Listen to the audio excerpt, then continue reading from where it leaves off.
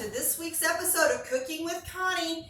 And you know what? It's summertime, and what is better than peach cobbler in the summertime? But we're going to do a little different take on this peach cobbler because we're going to make a keto peach cobbler. So it's going to be gluten-free, it's going to be low carb, but it is still going to be delicious.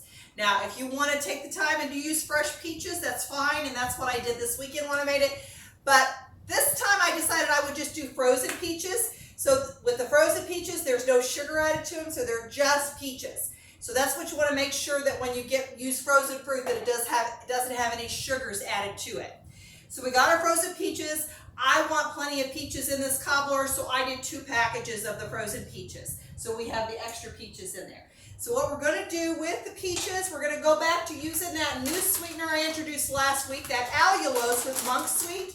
So we're going to use that as our sweetening agent, and we're going to just use 2 tablespoons of that and kind of sprinkle that over the peaches. And then I'm going to use an ingredient that you probably never thought you'd put in a peach cobbler, but we're going to use some psyllium husk. And what that's going to do is to help so that it doesn't become too watery.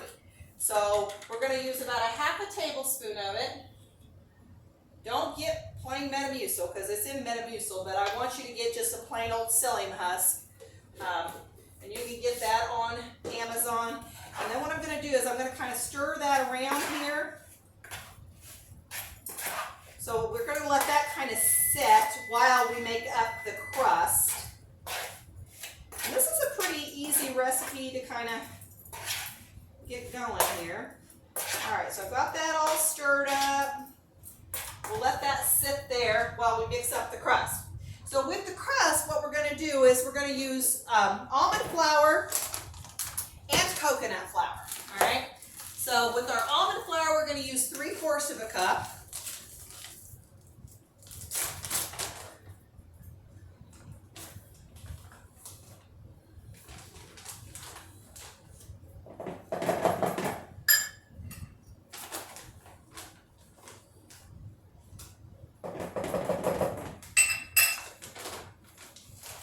And just remember, when you're using these flours, they're really not interchangeable. With this one, using the almond flour and the coconut flour, because coconut flour is a lot denser. So therefore, you don't have to use as much of it. And if you use too much coconut flour, you're going to end up with something really dry. So I would just make sure you stick with the recipes when you're doing something like this, with the amounts on the flours when you're using these different kinds of flours that you're not really accustomed to. So then we're putting a half a cup of the coconut flour in. We're going to use 1/4 of a cup of our sweetener. So we're going to use that allulose monk fruit. And I think this could be my new favorite thing as I learn to use it a little bit more, because again, I'm kind of new to that one too. I'm going to kind of stir that around so that's kind of all incorporated together before we start adding the rest of this stuff to it. All right, we're going to do 1.5 teaspoons of our baking powder.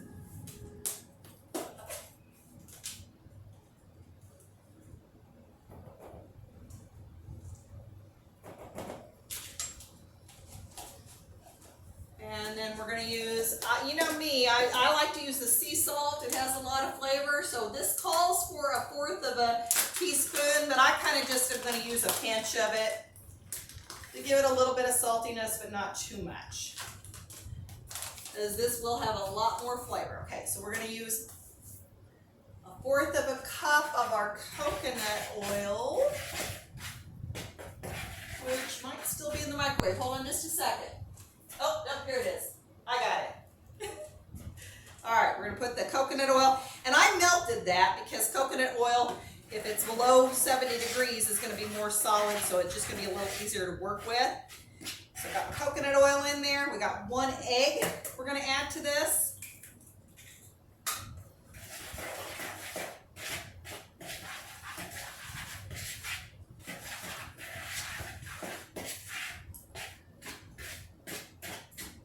And then we're going to use 3/4 of a cup of heavy whipping cream, another one of my favorite things to use.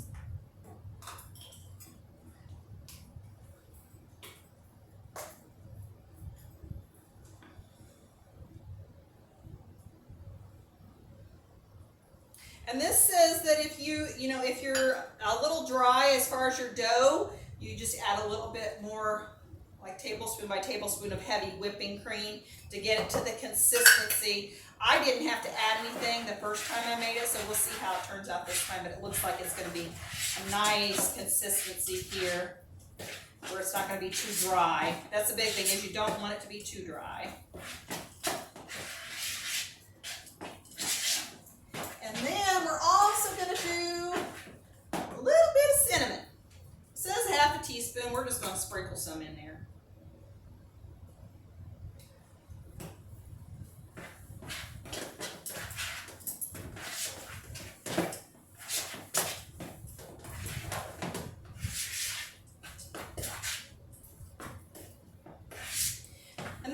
Looks about like the consistency of like a drop biscuit dough, so not overly dry, but you're gonna be able to drop it, and that's what we're gonna do with this.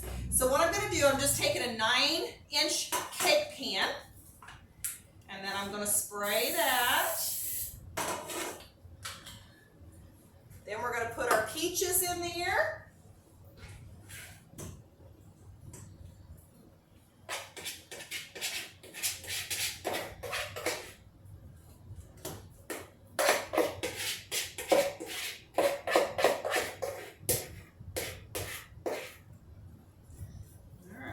Peaches on there. Then we're going to start just kind of daubing the dough on the top.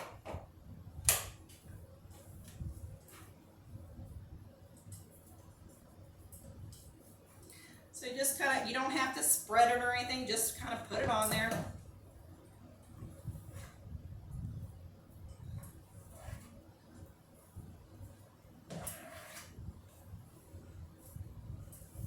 But I try to, get it spread out. It's where you're got a little dough everywhere. Oops. Came right back off with me. This almost kind of reminds me of a sugar cookie dough consistency too. Kind of let you know what it should kind of feel like and look like.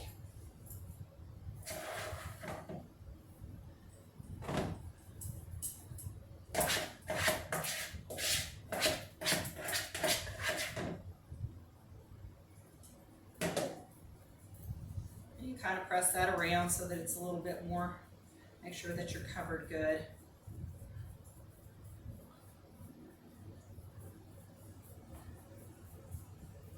Okay, now we're going to pop this into a 350-degree oven and bake it for about 40 minutes, but we'll let you know for sure how long we baked it, and we'll take a little break and then we'll come back and make the whipped topping too.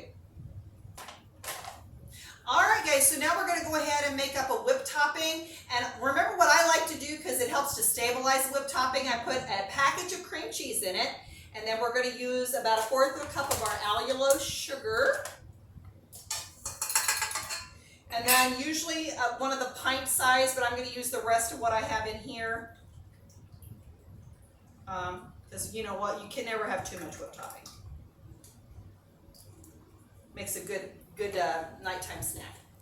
And then we're going to use a tablespoon of pure vanilla extract, or teaspoon, not a tablespoon, sorry. We really have a vanilla flavor there.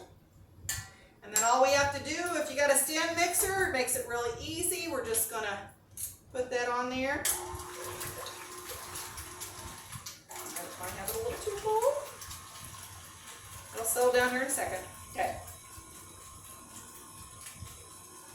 And then we'll just whip that up, and then we'll have our whipped topping for our peach cobbler. So we'll be back to you as soon as that peach cobbler comes out of the oven.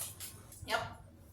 All right, welcome back, guys. We've got our whipped topping done, and we've got our cobbler. It took about 32 minutes to bake it at 350 in this oven. So just keep an eye on it so you don't get too brown. You want to kind of get the brownness, but not too brown on top. And this is our finished product here. So we have this delicious peach cobbler that's not going to have a lot of the sugar in it. So you're still going to have the carbs from the peaches, but we're going to count that as a fruit. And so that's not going to be too bad even if you're diabetic. And then our whipped topping, of course, is our sugar-free whipped topping. So that's it for this week of Cooking with Connie, and enjoy some good summer treats. And remember to make good choices.